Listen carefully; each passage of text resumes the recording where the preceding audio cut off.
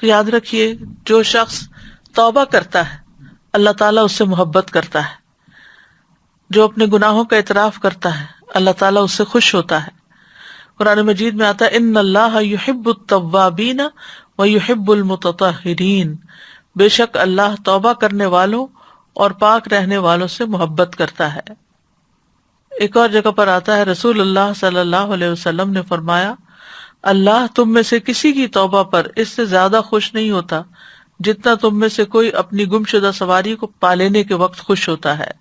یعنی جس طرح تمہیں کھوئی ہوئی سواری اپنی مل جائے جنگل صحرا میں تو تم خوش ہو جاؤ گے کہ اب تمہاری زندگی کے بچنے کا سامان مل گیا، تو اسی طرح اللہ تعالیٰ اس سے بھی زیادہ خوش ہوتے ہیں جب کوئی شخص توبہ کرتا ہے۔ پھر توبہ کرنے سے انسان کے گناہ معاف ہو جاتے ہیں۔ نبی صلی اللہ علیہ وسلم نے فرمایا اگر تم اتنے گناہ کرو کہ تمہارے گناہ آسمان تک پہنچ جائیں پھر تم توبہ کرو تو اللہ تعالیٰ تمہیں معاف کر دے گا۔ پھر گناہوں سے توبہ کرنے والا ایسا ہے جیسے اس نے گناہ کیا ہی نہ ہو۔ استغفار اور توبہ گناہوں کا علاج ہے۔